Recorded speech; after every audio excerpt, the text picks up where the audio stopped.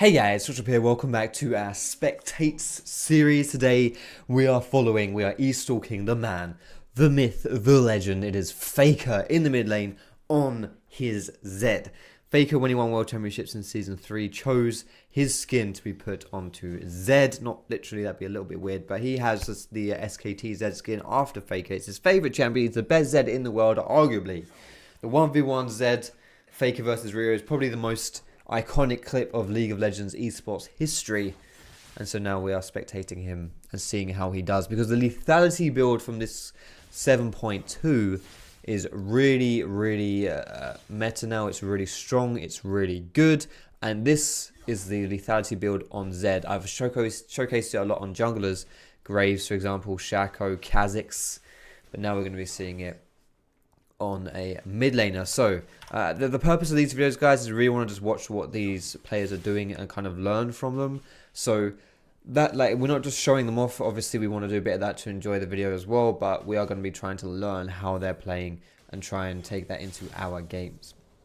So first thing to note here is that Faker is playing very passive in the early phases of the lane, which makes a lot of sense. He's against Jace. Jace is arguably one of the hardest laners to play against because he has constant ranged harass onto you, both with abilities and with auto attacks, and then also on top of that, if you try and gap close in onto him, he can also do pretty well in the melee stage of things as well. So we can see Faker's already struggling here. He started with the refillable potion, which in my opinion is quite a ballsy, because refillable potion doesn't give you as much regen as you would like in the lane phase, so he's expecting to not get too much poke, hopefully, because he's not got that much regen. He's not got a lot of potions. For your runes and masteries as well, guys, Faker here has gone for AD reds, lethality quints, health per level yellows, and mixed magic resist per level and flat magic resist blues. So pretty much standard stuff, except a little bit surprising on the choice of yellows. Health per level is in general not surprising, but against a Zed to not go armor, against a Jace, sorry, to not go armor, to me that's surprising. That's pretty surprising.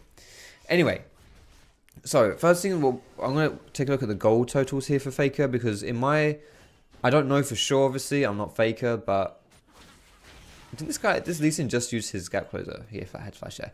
I think what Faker might do here is he might save for 750 gold, get his serrated Dirk, and then recall. I don't think he's going to stay out until... I don't think he's going to recall until he can afford his serrated Dirk. So we'll skip forward here. Masteries, by the way, guys, 0, 18, 12. Thunderlords Decree, but 12 points in the utility tree, not ferocity. Interesting thing to note there. Let's take a look at his gold. He's 100 gold off right now. Playing very passive still. This is something which, you know, a lot of times I'll see in especially lower elo solo queue. I do it myself, to be honest. So yeah, I'm 100% guilty of doing this. Whenever I'm playing lane, I always play like to 100% try and carry the game. I never play just to go even or just to farm. I always play to try and do my best to like hard carry and to fight the enemy player.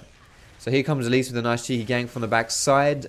Faker doesn't want to go in too fast here, too early, because he knows that Jace can turn on him and do a lot of damage to him. So he doesn't overcommit to that. Instead, he plays it a lot more passive. He does use his ignite though there, but Jace also used his flash, so it's a pretty good trade. So now this does also open up the play for Faker here. If he gets decent harass onto the Jace, he can go in for the all-in, and specifically when he reaches level 6, he can do the same thing. This Jace now that doesn't have exhaust or flash, when Faker gets level 6, I'm expecting him to try and make a play onto the Jace, because that should be an easy play for this guy, for Faker to make. Now, if you see the way that... Oh, this isn't good.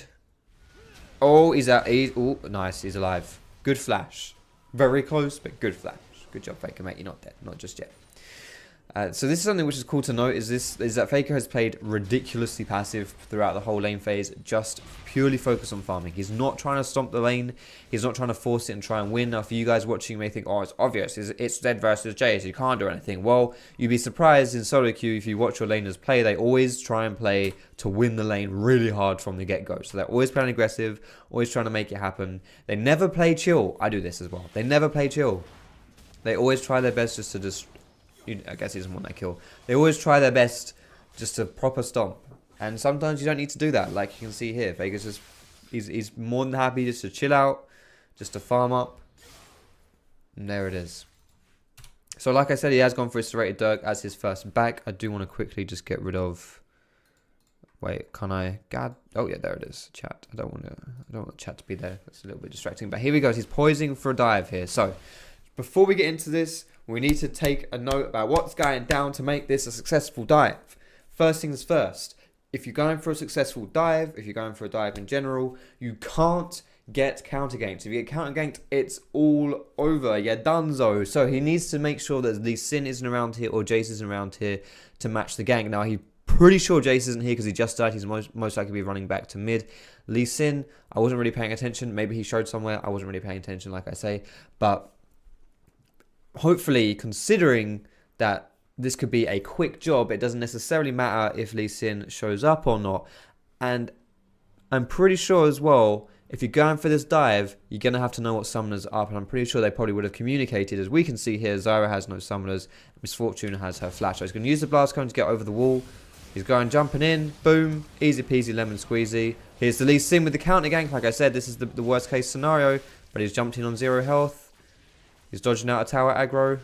This could be kind of ugly here. Nice.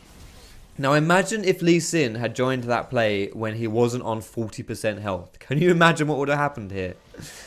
That would have been extremely risky. We know Jace is here as well, so he's got to run through the tower, which is not ideal. Karma's given up on life. She's donezo. And so is Faker as well. So this is the thing. If you get counter ganked, it's not so good. In the end, that was a 2 for 2, which is not so bad, to be perfectly honest. Like, it's not terrible, but it wasn't ideal. They started the gank fine. He uses the blast cone to close the gap rather than using his W or anything like that. So he only uses his W for the combat. So they get a really nice kill on the Miss Fortune. That's easy peasy lemon squeezy. If the enemy team only bot lane had summoners there, like Heal, for example. Specifically, Heal would have been a big one to cock block that play. You don't want to be under the tower for longer than you have to be, because obviously that's really risky if you're going to be doing that. But, like, you know, if the Lee Sin had shown up on anything more than like 40% health, that would have been a really, really bad position for Faker's team there. Like, if Lee Sin was there on full health, that would have just been, like, so bad. You know, Lee Sin died there, but if he... The only reason why... Karma and why Faker and Karma didn't die instantly there is because Lee Sin couldn't go in on him. Lee Sin couldn't go in on them because he had 40% health, you know, and so instead Lee Sin dies. But if Lee Sin hadn't died there and he would have gone in, that would have been just as bad. Nice bait here from the Jace here as well. Let's see, Faker, does he have his ult? He does have his ult. Let's see what he's going to do. He might try and dodge a skill shot or go in on the Jace where there he is. He dodged the Jace Q, jumps in. Fancy moves, jumps back out again, sets up the kill for his team. He's still going. He's not had enough. He's gonna keep. He's looking for something. He's looking for something. Everybody's looking for something, as they say. Is he gonna go for the Zyra? Oh, look at that! He gets he gets the double Q on 2 people. Really? Faker, mate. It's just a video game. You can't be doing that shit. Nice stuff. Beautiful. So specifically, the really important thing to note about that play, just by itself, is the way Faker used his ultimate. He used it to block damage from an ability, and the ability he blocked with was the Jace's Q in hammer form. So he dodges the Jace's melee form ability there, and also he manages to kind of bait out the exhaust a little bit too.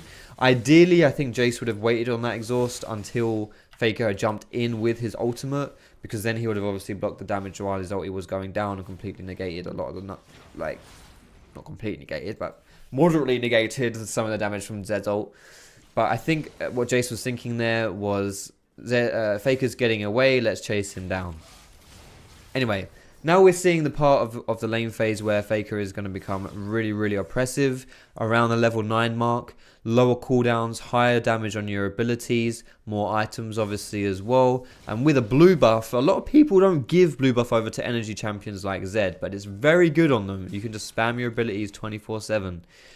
But Zed with blue buff just pops out is all of his abilities all the time, and he's just endlessly harassing this Jace.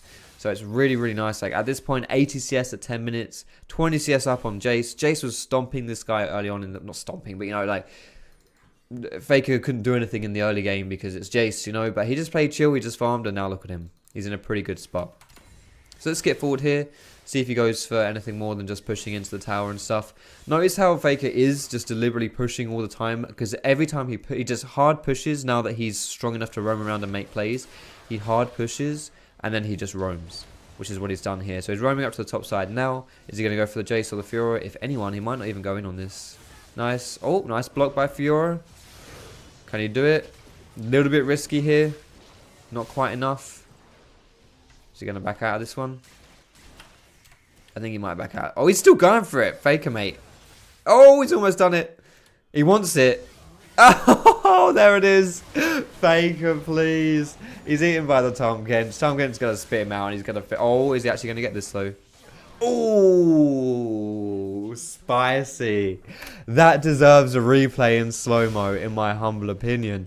Here he comes. The flash in. Wait, I should put it. Flash in. Flash auto attack.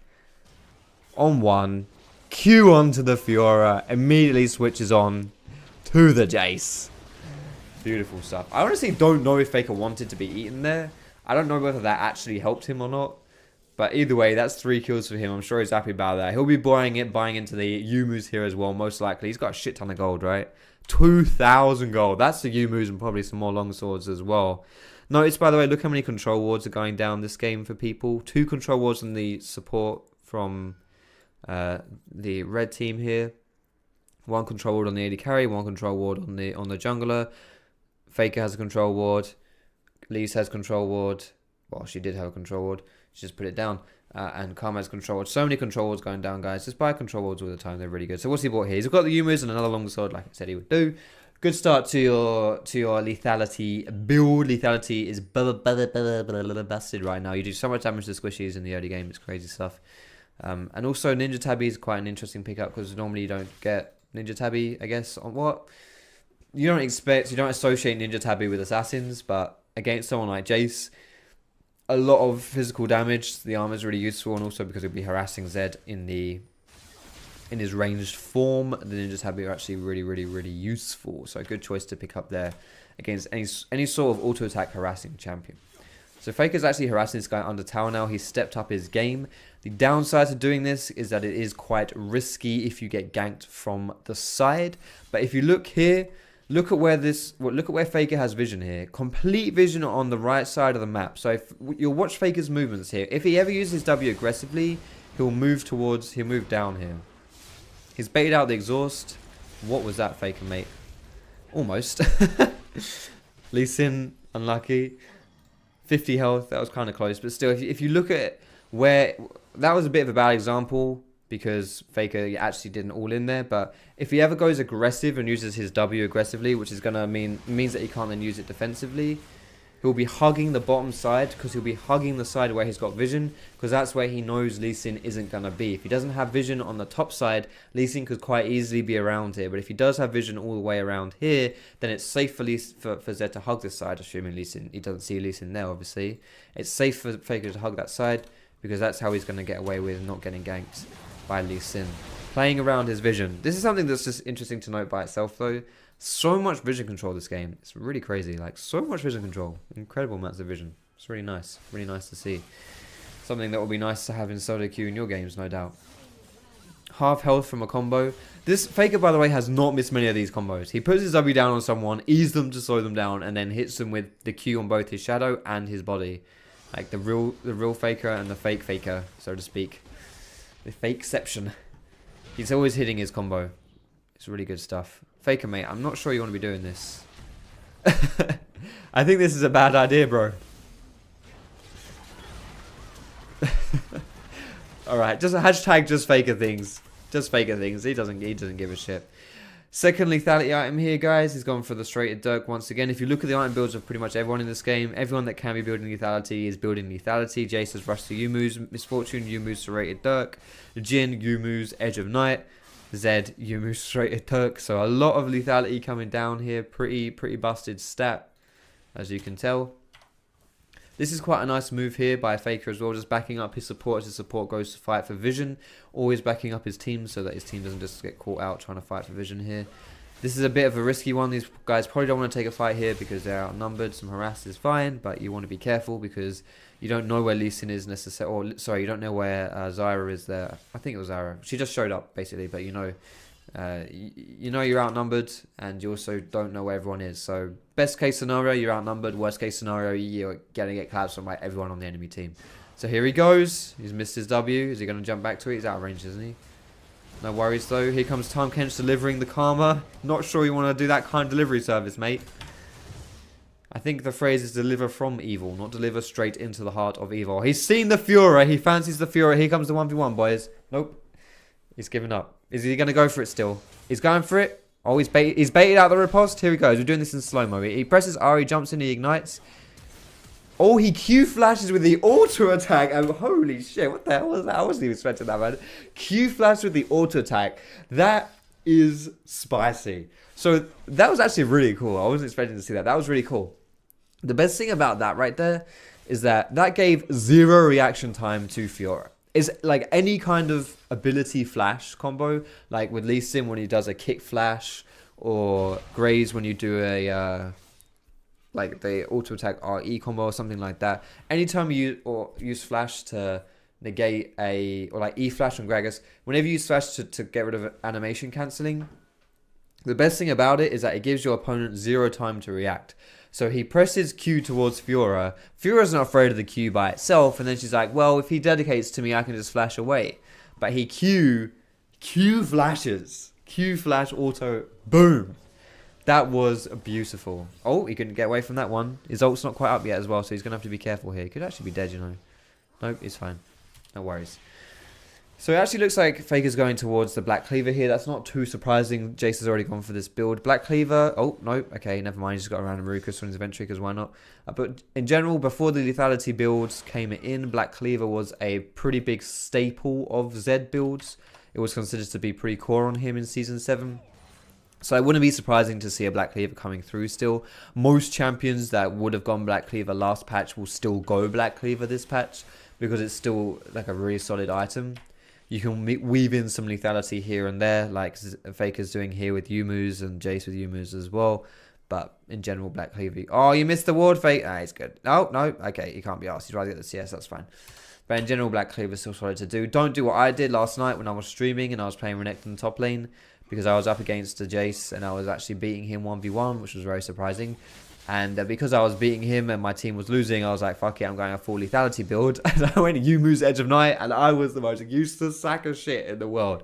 Usually you would rush Black Cleaver on Renekton. I think starting Yumu's is okay, but you have to get Black Cleaver second if you're a champion that historically is a Black Cleaver type of champion. Anyway, pushing out this far is all well and good if he wants to look for the 1v1, but sadly he's probably not going to get the 1v1 if the enemy team shows up and wants to kill him. Fiora showed up here as well, and it looked like players mid lane were going to rotate, so he's okay just to run away, and he is going to complete his phase now, so he's kind of going towards Black Cleaver, but kind of going towards Edge of Night as well. He might just complete Edge of Night and then get Black Cleaver after. That would be what I would assume he might do, because you know, Black Cleaver's good, but he's kind of snowballing. His team's ahead as well. The enemy team is full of squishies. For me, I just think getting the Edge of Night early is fine, and the shield on it is actually pretty useful too. Still, a lot of split pushing coming through from Faker here. He's not necessarily just grouping up all the time. Doesn't really look like his team needs him anyway, so I guess that helps as well. But generally speaking, like his theoretical playstyle here, if he's focusing more on split pushing, then he forces players to come at him with smaller numbers, which means that Zed can shine. Zed doesn't like to team fight too much. He's not a terrible team fighter because he can kill a squishy. Here we go, boy. Let's slow it down. Not sure if he's going to have enough here. Oh, is he outplayed by Jace? He's outplayed by Jace. He's outplayed by Jace, boys. It's happened. Jace got him. He got him. Probably not a great idea to fight him out of the tower there, but Faker, mate. Outplayed by the Jace. Imagine that. You're some random solo queue player, although this guy's probably a professional Korean player, and I don't know it. Some random solo queue Jace player. And you 1v1 Faker in solo queue on his Zed. Can you imagine that? God blimey. Still getting a little bit ballsy there. But in general, that's kind of what Zed is looking for. He's looking for opportunities where he can try and 1v1 people, because he would rather take a 1v1 than a 5v5, you know, like even though the numbers are the same, it's no number advantage, it's still proportionate 1-to-1. He would rather have just fight one person. You know, he's very good at doing that. And when he split pushes, he draws a lot of attention to himself. That forces people to come and try and defend against him. And then he can just endlessly split push, pressure towers as well. He takes them very fast, force the team to defend against him. And when that happens, he will get his allies to fight an unnumbered fight. But he's actually rotating here now. So team fight has gone down. Faker's like, you know what, mate? I'm getting involved in this shit. So here he comes. He's zooming in. He's ulting onto the Zyra here. He's got his Edge of Night popped, which sadly didn't block the Zyra ulti. Probably because it got hit by the plants. The double Shuriken here again. Moving targets onto the Fiora focus here. Got to be careful. He's taking a shit ton of damage. Isolates himself a little bit from his team. But it's not enough because he's got it. I'm not sure what you're doing there, mate. Not enough because he's got this shit. I think Jin actually healed him a bit too late there. Yeah, Jin was baiting the heal and baited the shit out of Faker. Jin had his heal up and Tahm Kench has the heal buff.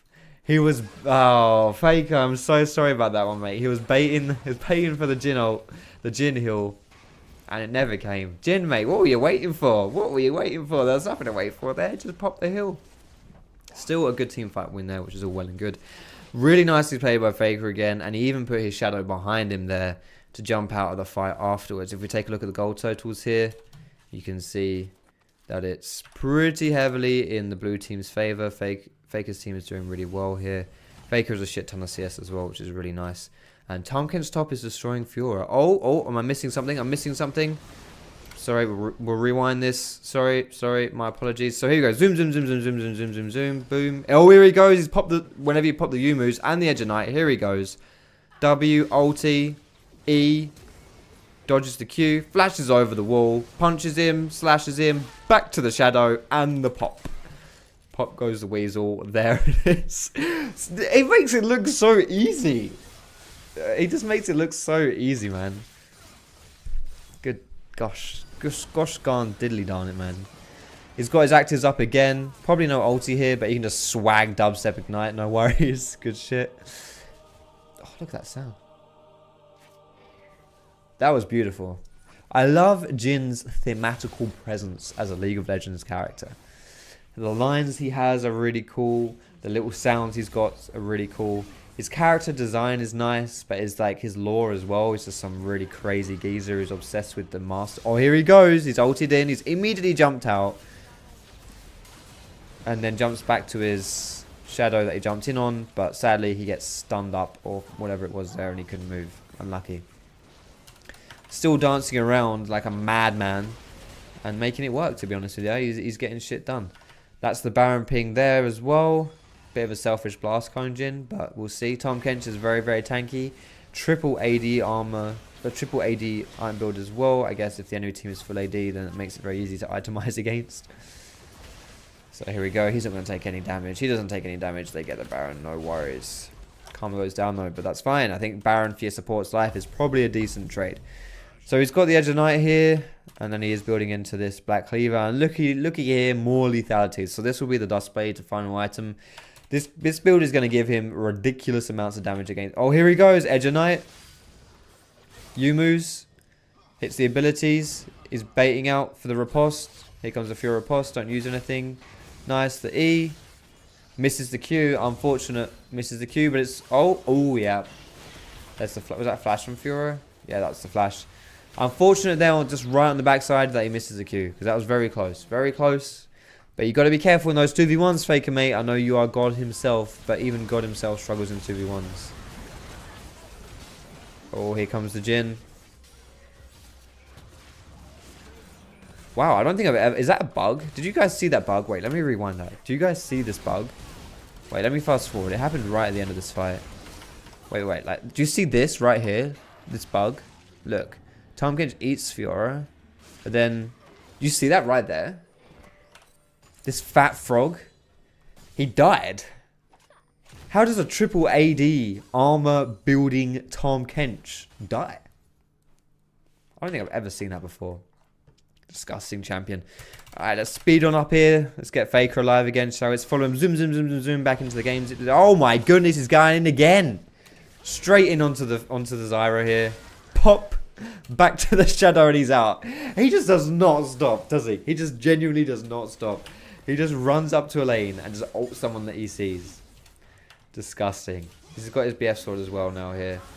He's going to keep skipping forward until Faker has his ulti. It's probably not going to look too interesting, although his ult is nearly up. Very nearly up here. Here he goes. There's the Yumus. There's the ult. 0 health. He just jumps in anyway, man. He just does not care. He just jumps in, ults, does a bit of damage. And he does it. Did he kill someone there? Wait, did he kill? I think he killed someone. He killed the Zyra. Did he actually kill the Zyra there? He generally just jumps over the wall and just shits on this Zyra. Beautiful stuff. Good job, Faker, mate. Alright, let's keep zipping, because it's just the blue team stomping right now. Taking the base. Sees Faker do some Faker things. He's running up mid. Here comes the MF play. W's in. Yumu's Edge of Night. There's the combo. Oh, and the blade on the edge of it as well. The twin shadows right on the edge of his shadow. He just doesn't stop. He literally doesn't stop. He just keeps going. He's going in again. Does he have a shadow to jump back to here? Doesn't need one. He makes his own shadows. Beautiful. He's back, boys. Nice. Pops to GA. Standing around here. He's going to get eaten by Tom Kench. Is that the bait?